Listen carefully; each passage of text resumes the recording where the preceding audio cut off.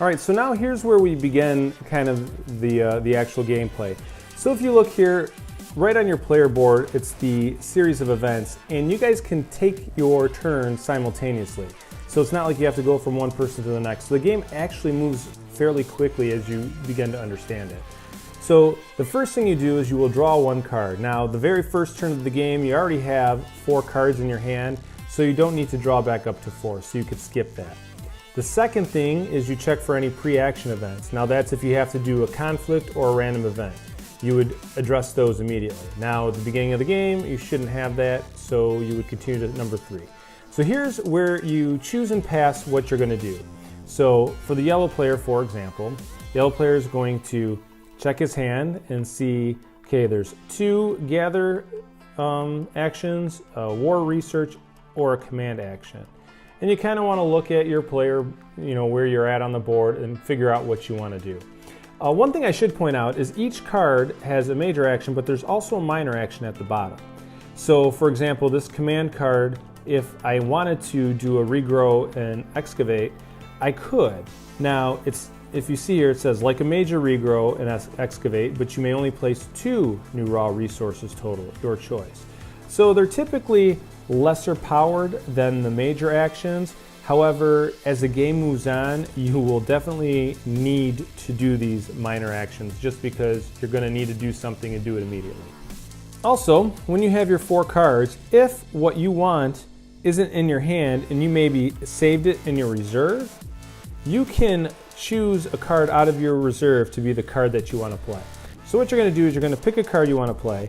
Now yellow is going to want to do gather, and we'll just place that face down here.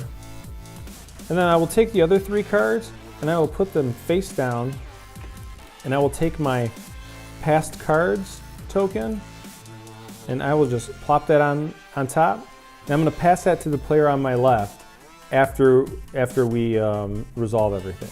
So I'll go over here to blue, and blue is going to, we'll just say blue's going to do command action. And again, we're not following any real strategy here. We're just for the sake of the game. And then red, we'll look at their hand. Oh, we didn't put 2 in the reserves. So red will, let's say red's going to be a warmonger, so we'll keep a war in the reserve and an excavate. And they're going to play a gather as well. Gathers are important in the beginning of the game because you want to be able to feed your people. Okay, now you would simultaneously flip over the card you put face down in your discard pile, and you would perform that action. And you can do that independently of whatever anybody else is doing. If, however, you have an action that happens in a square with somebody else or in a hex or location with somebody else, and timing of when they're executed matters, you'll look down to the lower left-hand corner. There's going to be numbers on these cards, and the lowest number would take priority. So let's say yellow and blue, we're going to go at it for whatever reason, and it mattered. You would look at the 2 different cards, and yellow's card has a 17, blue has a 46, so yellow would get to perform their action first. Okay, so yellow had played the gather action, and again, what gather lets you do is for each one of your regular survivors in a single space, you can choose and flip 1 raw resource into its gathered form. So what I would do is I'll look at yellow and I'll say, okay, I have a survivor here. I'm going to flip this resource into usable food. Now, usually you would want to store it if you could, because when it comes time to feed, the very first thing that happens is all resources that aren't in a storage area are spoiled and destroyed. But one thing you are able to do is every card has a cyber storage location right over here. And you may store 1 item in your cyber storage. And there's also a research card where you can upgrade your technology to get 2 additional spots that slide into the side there. Let's say we had multiples here, multiple different types of resources. You can move them in and out of the storage on a location, but you can never move, like I couldn't move this food over to here or over to here. The only way you could ever move a food is if you store it in an airship and the airship moves somewhere else. Okay, So I have I have a survivor in this area here. So we will flip this guy. I have a survivor here, and he will flip this one. I have a guy here. He will flip one of those. And then this guy in here, he's going to flip this. And we'll leave it in that bunker for now. We can put this one, or not bunker, but outpost. We'll put that in that outpost. And that was yellow's turn, so we can discard that card. Come over here, and red also picked a gather action. So what we're gonna do for red is the same thing. Wherever there's a survivor, there's a survivor here. So we'll flip a food. There's a survivor here, so we'll flip a stone. There's no survivor here. There's 2 survivors here. So we'll flip both of these in this square. And then there's a survivor here, so we can flip that one there. All right, and lastly we have blue. So we'll flip blue, and blue picked command. So again, what command lets us do is command lets us place 1 command token. So blue will say, doesn't really matter necessarily this early in the game, but let's think that maybe blue's gonna go this way. So we'll put it over there just in case blue chooses to attack later on. And then blue will also get to spend up to 2 movement points on separate units. So what we will do, now, like look at this guy, I wouldn't want to move him in here because he would die because of this radiation. So where else can I move somebody? Well, I'm going to take this guy here, and I'm going to move him into this square, which he would usually not be allowed to move in, but there's an airship here. So I could place him in the airship. And that's 1 movement. And then my other movement, I'm going to use this guy to explore a little bit. So we're gonna move the airship from here, let's say to this square here, or this hex here. And what happens is you flip it, and you can put it in any orientation you want. Now this, unfortunately, we have the polluted waters. So we'll place that just there, doesn't really matter. But these 2 areas here, we get to pick any resource of our choosing and place it in there in its gathered form. All right, so I picked oil and food. And this airship is technically here. Now, we could choose to stay here. We could choose to stay here, or we could take a second movement point. So we're gonna take a second movement point. And while we're in the space, we are going to take this food and store it in the airship because the airship can store 1 item. And we are also going to take this, and I'm just gonna put this over here into our cyber storage so that way we have it. And I'm going to continue to move. And I'm gonna move towards this command token so we can initiate some combat in a couple of turns. So we'll flip this. Again! Another one of those. So he'll continue to move into here, and we'll put 2 resources. So we'll just pick whatever. There's an oil, and here's the stone. And that's it. That's the end of the first round. Now, usually you would check to see if there's any post-action events, but because we did not have any fallout or spoilage, because we haven't moved up the event track yet, we don't have to worry about that. So what we do is you take your cards and you would pass them to the person to your left. So we'll just send this way, and blues will go, to red, and then red's cards will go to yellow. And then you start the next round. All right, so let's see what yellow was passed. So red passed yellow these 3 cards, and yellow gets to draw up to the 4th card. Oh, and draws a winner card.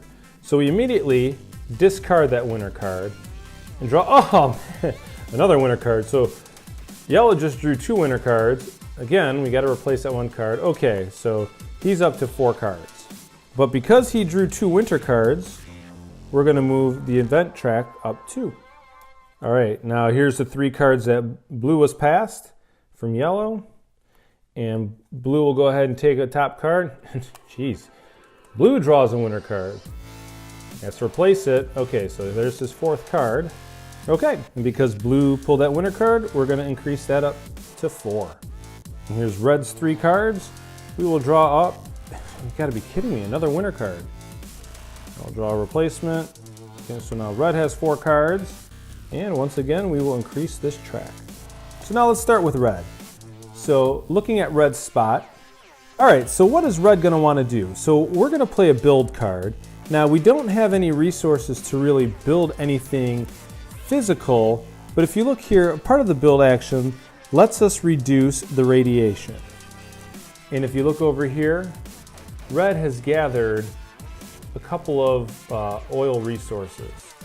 So we'll take this build card and we'll put it face down in our discard pile. And we'll take the other 3 cards, flip them over, and put our pass card token on it.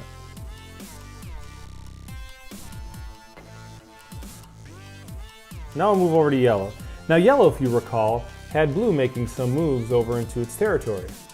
So yellow is going to want to play a command card to kind of stick it to blue and to protect its own place.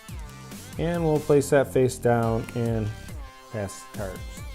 And then finally blue. Blue is going to keep on keeping on, play another command card, hoping to defeat some yellow over there. And we will take these cards, flip them over, put the pass cards, and now we move on to the reveal. All right, again, you do this simultaneous unless there's something that matters. So everybody would flip their cards over and see. So we have build, command, and another command. Now, based on the cards that we drew, timing does not matter, so we can all perform our action simultaneously. So red's gonna play their build card, and if you look here, now they don't have any resources to really build anything physical, so they're not gonna build a bunker or an outpost or anything. But if you recall here, as a part of the build action, you could spend 2 oil to remove 1 adjacent radiation and move up 1 on the environment track. So we have this we can use because we have control of this location, and we have this we can use. And then we get to remove 1 radiation. So I am going to remove the one here by our food. And that comes off the board. And now this guy would be fine if there wasn't an outpost, because there's no longer any radiation in this square. And then because red was able to clear up some radiation, they're going to move up 1 on the environment track, which then allows them to move up 1 on the victory point track. Go over to blue. Now blue has another command card, so blue is going to take their command token, and they are again going to place it right over here in the yellow location. And they also get to spend up to 2 movement points on separate units. So what blue has decided to do here is blue is going to go ahead and move this airship into this zone with yellow. Now here's where the areas get a little overcrowded. Now again, I think a lot of that has to do with it being prototype, because this would be a ship that's a 3D model, and I think things would stack a little bit better. We just kind of dealt with it as the game went on, and you can start stacking the resources as time goes on. I don't think it was as big of an issue as some people kind of made it sound, but it does get a little annoying at times, as you can see here. But anyway, we only moved 1 space out of the 2 that the airship can move, and we're fine. We're just going to stay there. And then for my other action, we're going to move this airship. I'm going to move it 1 spot into the water, and then 1 spot into this hex here, because I want this guy, I want to move him out of this area. Now see, even though there's 2 people in here and only 1 radiation protection, we're fine because it's protecting the 1 radiation that's there. All right, now we have yellow. Yellow also played a command card. So we could take our command token, and yellow is going to try to bolster their location here. And hang on, let me clean this area up a little bit. Okay, it made it a little bit better. So you see now, yellow has a command token and a survivor and an outpost, and blue has a survivor, an airship, and 2 command tokens. So we've resolved our actions. There are no post-action events because we have not crossed a fallout or spoilage feed event on the event tracker. So we will take our cards and pass them to the player next to us, and that ends this round. All right, now on to our next round. We look here, we draw a card. So here's the 3 cards that yellow was passed. Yellow will go ahead and draw a card from the deck. Oh, we have a winter card. Yellow will draw a replace, and we have another winter card. And another, okay. So we have 4 cards, and we get to move the winter track up. By winter track, I mean event track. So we will move up 2 for the 2 winter cards that yellow has drawn. All right, and here are the 3 cards that blue has that were passed from yellow. And blue will draw its 4th card. All right, we're good. And then red's 3 cards. And red will draw a 4th. And we have another winter card. All right, so there's the 4 cards for red. And thanks to red, we will officially cross in to our first event on the event track. Now, if you see here, this says complete action first. And that coincides with our player board that says draw a card, pre-action events. The spoilage is actually a post-action event. So we know at the end of this turn, we are going to have to feed our people. So let's talk about that. In order to feed our people, we need to be able to give 1 gathered food per survivor. So if you look here, yellow, for example, has 1, 2, 3, 4, and 5 survivors. Now yellow also has 1, 2, 3, 4, 5 gathered food. Actually more because there's some in the cyber storage. If you take a look here at this event, for the very first one, the spoilage is going to be to destroy all unstored gathered resources. So if we take a look back at yellow's location here, this here is going to be destroyed because it's not in storage. This is safe.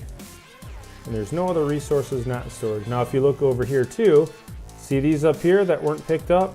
These are going to get destroyed because they're not in storage. So something to keep in mind. But, so you're going to destroy resources, but you also get 3 free food during this first feeding action. Now, as the game goes on, you see the second one, you actually only get 2 free food.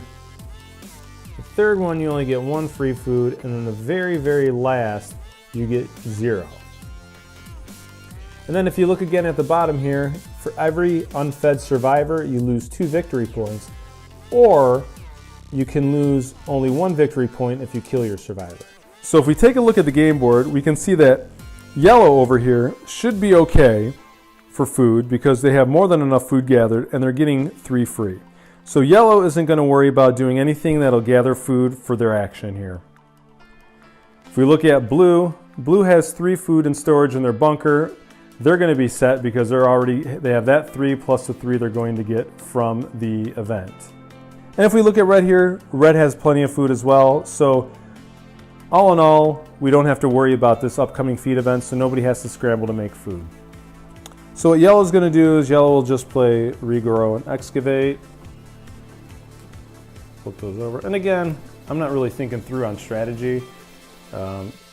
Juggling what 3 players are doing on a board at once and keeping it all in mind is fairly difficult at this game, as well as there's so much strategy and so many things to take into consideration. Can't really do it on the fly in this way, so this is definitely me just picking something for the sake of showing actions. We'll have blue at this point. We're going to do a research just so that way we can explain what research looks like. Flip those over, the pass on it. Then we have red. We'll do a gather with red. Flip that over there. Put the card. All right, so everybody's going to reveal. Order's not going to matter this time. So what yellow did was a regrow and excavate. So what that does is let you place 1 food at each water and plane, and then excavate will let you put 1 matching raw resource on each space with an outpost that you control. So if you go over to yellow's area here, we will say that they would get a raw food here, a raw food here. They have no water, so we're okay. Even though this is liquid, this is not water for the sake of being able to grow any resources.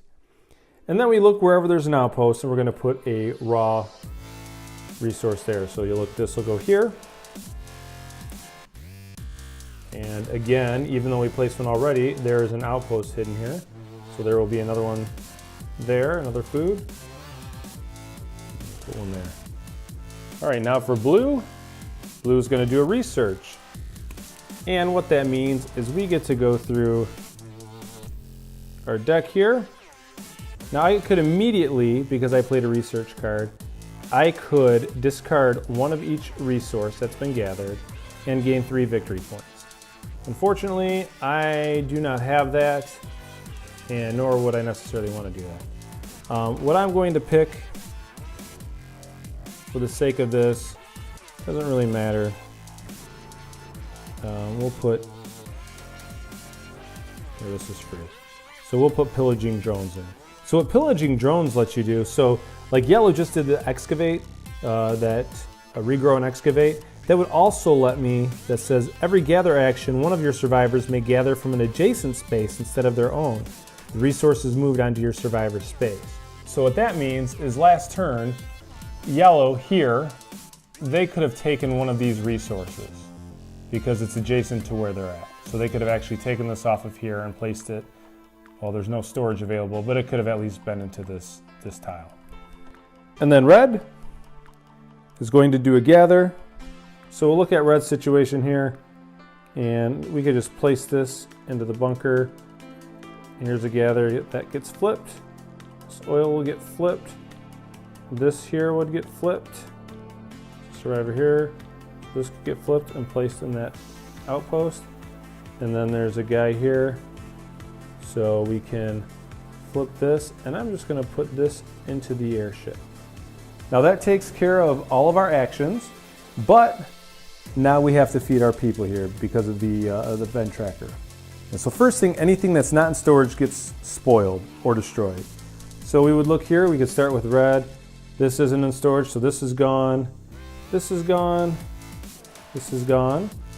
Everything else is okay because this is considered in storage and these are in outposts or bunkers. So that's it for red. We'll look at yellow. This isn't in storage, so this is gone. This isn't gathered, so this is okay. We don't lose this. This is gone.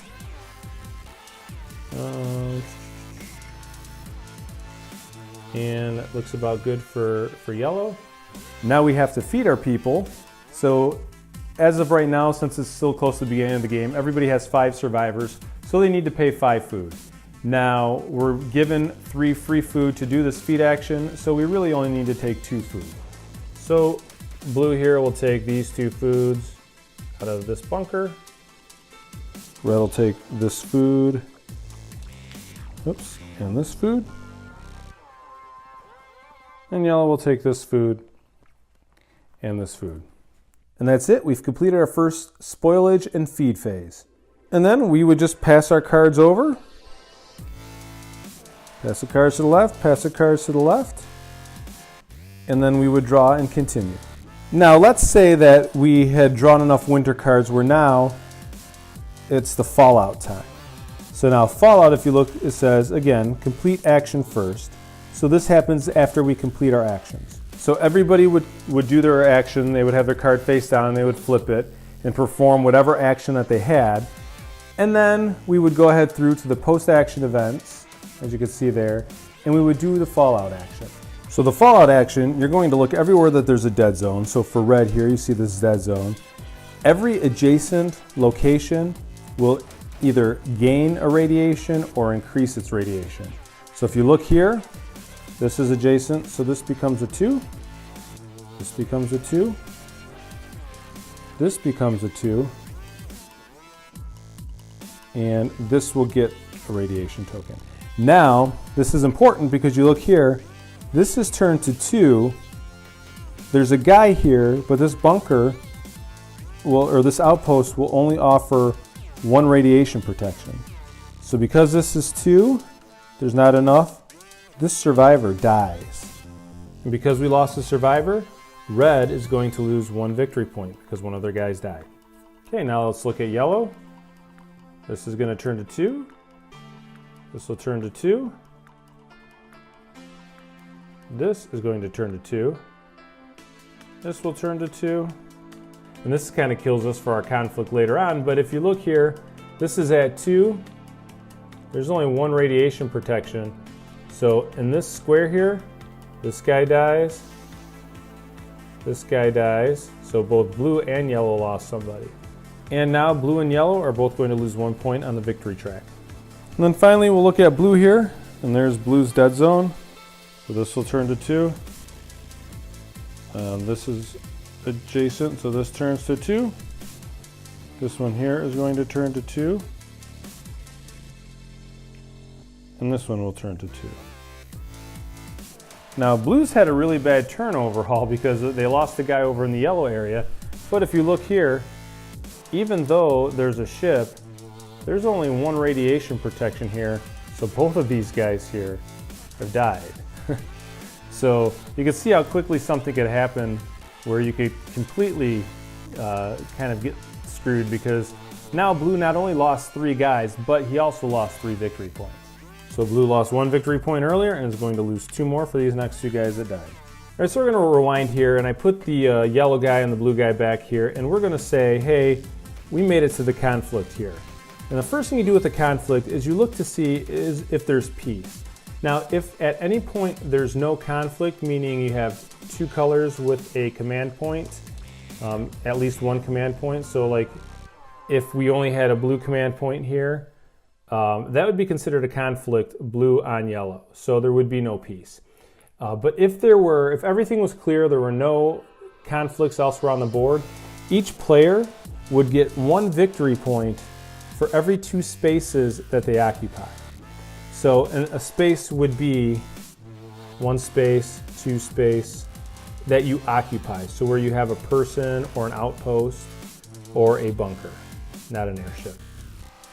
And then you can also choose to pay 1 additional food to round up. So if you occupy 5 different locations, you could pay a food and get 3 victory points total. But we don't have that, so we actually have a conflict to resolve here. So you see conflict, winner gets 2 victory points, loser gets 1 victory point. So conflict is as easy as this, is who has the most command points. Here, blue does. So these are going to come off the board because there's a conflict. So you can't use those again. They're out of, they go back to the player stash. They can redeploy them later. And blue wins. So right away, blue is going to get 2 victory points. And yellow, who lost, will get 1. Now, the winning player in a conflict they could choose to destroy or convert to his own any 1 outpost, bunker, or airship that the losing player owns on that space. So right here, blue won. So this outpost here, I can choose to destroy it, but blue would rather take it over and do that. So now, blue actually owns that. Another option is I could have killed one of the loser survivors on that space, causing them to lose a victory point, but in this case, I'd rather have the bunker.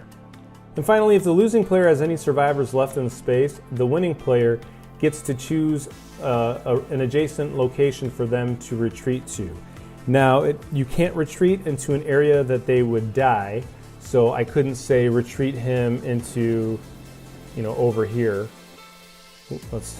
Again, we were pretending that these people survived, so we'll pretend this one. So we couldn't retreat him here. If this were land and that would kill him, we can't retreat him there. And we also cannot put him into a place owned by a third party. So I'm just going to go ahead and retreat him into this square here. So now let's say we draw enough winners to move to the random event. So let's see how that would work. So what you do is you would immediately, before any actions, would resolve this card. So let's flip this one. And this says random event, draw 2 additional random event cards and complete each now. So we'd go here and let's draw 2. Right, the first says, for the rest of the game, each time a player removes radiation, they gain 1 additional victory point. So this we would keep up here, and we need to remember that for the rest of the game. So whereas before, when you would clear radiation, let's say red cleared radiation and moved up that, and we got 1 victory point over here, they would actually get 1 additional victory point. And then the other random event card here is each player places 2 regular survivors at any space or spaces they occupy. Now, this here is a pretty interesting one. We drew this in our 5-player game, and it really screwed us all because we all had 7 to 9 survivors that we couldn't feed later on. So we were all happily up in this area on the point tracker, and by the end of the game, I think the majority of us were 10 points or less. So that can be a pretty good or bad card, depending. So that's it. That's the very basic gameplay. Now let's discuss end game scoring. All right, so at the end of the game, we are going to kind of walk through what the end game scoring. So first thing you're going to do is each remaining survivor that you have on your board is going to be worth 2 points. So let's say hypothetically, let's say blue had 3 survivors, so he would get 6 points, so bring him up to 27. Red has 2 survivors, so that would bring us up to 19. And yellow had 1 survivor, so that would bring us up to 11. Then we would look at any random event card that added additional scoring, which we don't have any. Some of these, there's one like plus, here's one. All mountain spaces are worth 2 victory points at the end of the game. So if you occupy a mountain space, you would get an additional 2 victory points per. And then you look at the environment track, which is this one here, and the player who has the highest on the environment track gets 6 victory points. So in this case, it would be red. So red would go over here and get 6 victory points. So we would go from 19 to 25. Whoever is in second place would gain 4 or 3 victory points in a 3-player game. So that would be yellow. So yellow would gain 3 points. 1, 2, 3. And then the player with the third most will get 2. And that would be obviously blue. So blue would get 2. And you do the same thing over here for the culture. Whoever has the most culture gets 6 points. So that would be red. Red would get 6. Bringing them up over here to 31. And then in second place on the culture track is yellow. So yellow would get 3 points. 1, 2, 3. And then blue, being in third place, would get 1 victory point. Actually, in a 3-player game, last place gets no victory points. So then you take a look at the track, and whoever has the most points is the winner. And that, in a very, very condensed nutshell, is how to play Downfall. Now again, I want to remind everybody that these are prototype components, and also we did a very, very quick run through. I wanted to give everybody an idea of kind of how a turn played out. So there was no strategy taken when I was going through all this, so keep that in mind. And we'll take you back up top here, and I'll let you know my thoughts on the game.